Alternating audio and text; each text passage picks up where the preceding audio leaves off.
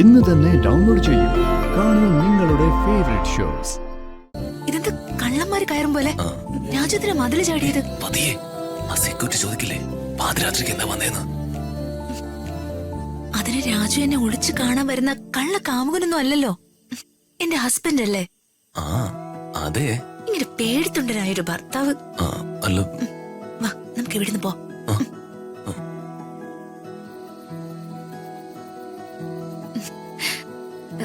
ഇത് ബ്യൂട്ടിഫുൾ പ്ലേസാ, നമുക്ക് ഇവിടെ ഇരിക്കാം. ഇരിക്കണമെന്ന് നിർബന്ധമൊന്നുമില്ലല്ലോ. യാതൊരു നിർബന്ധവും ഇല്ല.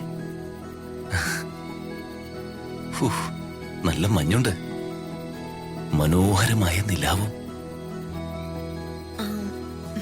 മഞ്ഞും നിലാവും രാജന് അത്രയ്ക്ക് ഇഷ്ടാണോ?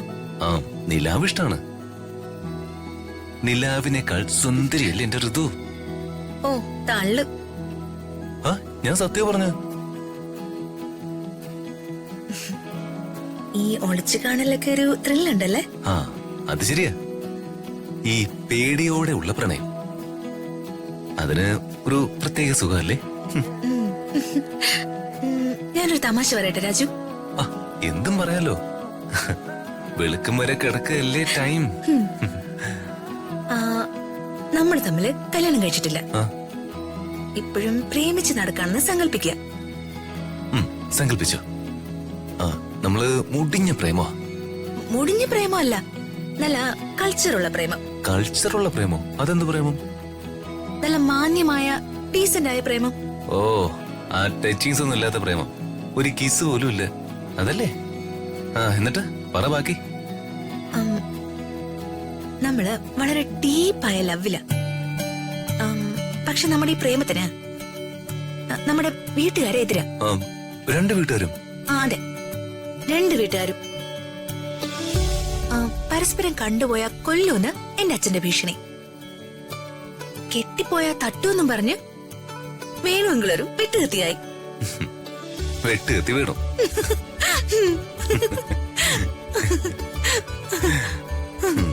ഇൻട്രസ്റ്റിംഗ് ലവ് സ്റ്റോറി ആണല്ലോ, ബാക്കി കൂടി പറയേ. പക്ഷേ വളരെ റിസ്ക് എടുത്തും പ്രേമം തുടരുകയും ഒരു രാത്രിയില് ഇതുപോലെ കണ്ടുമുട്ടുകയും ഒളിച്ചോടുകയും ചെയ്യുന്നു. എങ്ങോട്ട്? അത് കാടും മേടും ഒക്കെ ഉള്ളൊരു സ്ഥലത്തേക്ക്. കൊള്ളാം. എന്നിട്ട് അവിടെ ചെന്ന് ഒരു മുതലാളിയോട് റിക്വസ്റ്റ് ചെയ്ത് അവിടുത്തെ പാറമടയില് ഞാനും എന്റെ ഈ കൊച്ചു തമ്പ്രാട്ടിയും ജോലി ചെയ്യും. അത് കൊള്ളാം.